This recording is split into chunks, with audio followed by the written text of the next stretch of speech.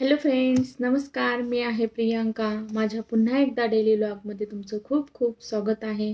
आणि जरी कोणी माझ्या चॅनेलवरती नवीन असतील आणि त्यांनी माझ्या चॅनेलला अजून सबस्क्राईब नसेल केलं तर नक्की सबस्क्राईब करा आणि माझे डेलीचे व्लॉग माझे डेलीचे व्हिडिओ तुम्ही बघत राहा. आणि कसे वाटतात हे कमेंटमध्ये पण सांगायला विसरू नका. कारण तुम्ही जर माझ्यासोबत बोलायला सुरुवात केली, माझे व्हिडिओ कसे आवडतात या मी कसे बोलते तुमच्यासोबत किंवा मी मी जे विचार सांगते ते तुम्हाला पटतात की नाही पटत, हे जर तुम्ही माझ्यासोबत बोलायला सुरुवात केलं तर मलाही उत्साह येईल आणि खूप छान छान असे तुमच्यासाठी व्हिडिओ मी तुमच्या भेटीस आणील. तर बघा, कालचा ब्लॉग नाही आला, काही कारणास्तव ब्लॉग मी नाही टाकू शकली, पण मी पोस्ट करू शकते की आज हा ब्लॉग नाही आला. तर तुम्ही ते समजून जावा की काहीतरी प्रॉब्लेम असेल किंवा वेळ नसेल म्हणून, किंवा काहीतरी कुठेतरी. आता माझा एक छोटासा मुलगा आहे, तर त्याची काल सुट्टी होती म्हणून असं. तर असो. तर बघा, आता वेळेचा विषय झाला आहे, तर आपण आज टॉपिक घेऊया वेळ. तर वेळेविषयी आज मी तुमच्यासोबत बोलणार आहे. आणि तुम्ही जर पाहिलंच असेल टायटलवरून की काय सब्जेक्टवरती आज आपण बोलणार आहोत. तर बघा, वेळेबद्दल मी आज तुमच्यासोबत बोलणार आहे. तर बघा, वेळ कधी कोणाची कशी येईल हे आपण सांगू शकत नाही. कोणाच्या आयुष्यात कधी वेळ काही पलटू शकते हेही आपण सांगू शकत नाही. कोणाची वेळ आता चांगली आहे, कोणाची वेळ थोड्या वेळात म्हणजे कशी येईल आपण हे सांगू शकत नाही. तर वेळेचं गणित हे कोणालाच कळलेलं नाही. तर हे असं आहे. तर वेळ ही कशी येईल हे आपण सांगू शकत नाही. तर पण वेळेच्या आधी कोणाला काही भेटेल हेही आपण सांगू शकत नाही. तर बघा, जसा आजचा दिवस कोणी जसा आजचा दिवस कोणी पाहिलाय, तसा उद्याची वेळ कोणी पाहिली किंवा परवाची वेळ कशी येईल हे आपण सांगू शकतो का? नाही. जसं आपण विचार करतो तसं वेळेच्या अगोदर आपल्याला कोणतीच गोष्ट कधीच भेटलेली नाही. त्यामुळं वेळेनुसार जरी कोणाची परिस्थिती गरीब असेल किंवा आता आपल्याला काही नसेल भेटत, तरी त्याचा संताप करून घेऊ नका, त्रास करून घेऊ नका. कारण जे आपल्या नशिबात आहे तर ते आपल्याला भेटणारच आहे. पण वेळेच्या अगोदर कोणती गोष्ट भेटत नाही हा सुद्धा विचार करायला सुरुवात करा. कारण वेळ हे कोणाची कधी सांगून येईल ह्याचा आपल्याला आपण नाही सांगू शकत. तर बघा, सगळ्यांनी सगळ्यांसोबत हसत खेळत राहा, हे तर माझं पहिल्या ब्लॉगपासून सांगणं आहे की सगळ्यांनी सगळ्यांसोबत हसून खेळत राहा. कारण कोणाची वेळ कधी येईल हे आपण सांगू शकत नाही, कोणालाही कधी काय होईल हेही आपण सांगू शकत नाही. त्यामुळं सगळ्यांनी हसून खेळून राहा. आपल्यासोबत जे राहतात त्यांना सुद्धा आनंदी ठेवण्याचा. तर बघा, एक्झाम्पल दिलं तर भरपूर सारे आहेत. जसं सूर्य आणि मोबाईलचा काळ कोणी बदलू शकतो का भूतकाळ? नाही. तसा आपला भूतकाळ कोणी शोधू शकतो का? नाही. किंवा भूतकाळाचा साक्षीदार कोणी होऊ शकतो का? नाही. तर बघा, असे एक्झाम्पल दिले तर खूप आहेत. एक्झाम्पल दिलं तर विराट कोहलीचं पण आहे. विराट कोहली ज्यावेळेस मॅचेस खेळायला ज्यावेळेस लागलं होतं स्पोर्टमध्ये वगैरे, त्याचे पार्टिसिपेट केलं होतं, तर त्यांनी पण ते स्ट्रगल केलं. त्यावेळेस त्यांनी काही हा नाही विचार केला की नको, आता मी हे नको करायला, माझं ह्याच्यात होतच नाही, त्याने थांबावं.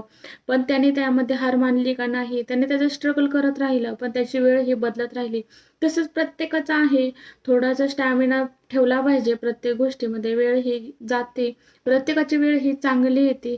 आणि ज्यांची पण वेळ आता चांगली आहे त्यांनी सुद्धा त्यांची काळजी घेणं गरजेचं आहे. त्या गोष्टीचा माज नाही केला पाहिजे, कारण वेळ कधी कोणाची बदलेल हेही सांगू शकत नाही. जशी वेळ वाईट मधून चांगले दिवस दाखवते, तसे चांगले दिवसातून खराब वेळ दाखवायला सुद्धा वेळ लागत नाही. जसं एक्झाम्पल दिलं मी आता विराट कोहलीचं, तसं एक्झाम्पल एक रोडवरती जो भिकारी असतो, जसं मुंबईमध्ये एक आहे, एक्झाम्पलसाठी मी सांगते. तो भिकारी बघा, दिवसभर फिरत असतो रोडवरती वगैरे, पैसे गोळा करत असतो.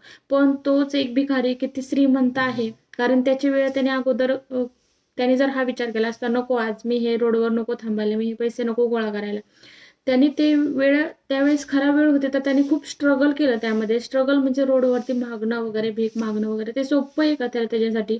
नाही. आपण असं बोलून दाखवू जातो काय तो भिकारी रोडवरती भीक मागत असतो, असं आपल्याला बोलायला खूप सोपं आहे. पण त्याच्यासाठी ते सोपं होतं का? पण त्याने त्याची वेळ बदलली. तसंच सेम आहे, प्रत्येकाची वेळ बदलत राहते. फक्त पेशन्स खूप महत्त्वाचे आहेत. आणि खरंच हे कोणाची वेळ खराब आली म्हणून वाईट वाटून घेत जाऊ नका, कारण प्रत्येकाची वेळ ही बदलत असते. कारण देव प्रत्येकालाच वाईट दिवस दिला असे नाही, कधी ना कधी त्याच्या आयुष्यात चांगले दिवस हे ठेवणारच आहे. आणि त्याचा आपण त्रास न करून घेता आपण आपली काळजी पण घ्यायची. आयुष्य हे कोणावर अवलंबून राहत नाही.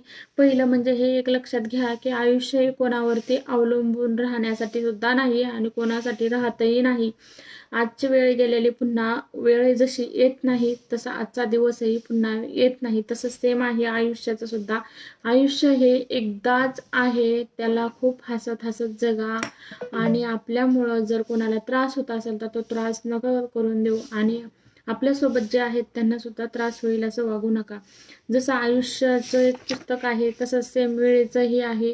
वेळेची किंमत करायला शिका. सगळ्यांसाठी सांगते मी, माझ्या स्वतःसाठी सुद्धा नाही, सगळ्यांसाठी आहे की वेळेची किंमत करायला शिका. कारण वेळ आता जशी आहे तशी वेळ उद्या येईल असं नाही. वेळ ही कोणाची सारखी येत नाही. त्यांना पण रडावं लागतं ज्यांनी आपल्याला रडवलं आहे.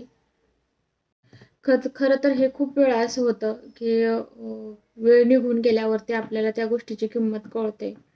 त्यामुळंच वेळेची किंमत करायला म्हणजे वेळेची किंमत करा. आणि जो तो आपला स्वार्थ बघून निघून जाईल. थोडे वेळ पहा, वेळ सर्वांची येते. तर हे बरोबरच आहे.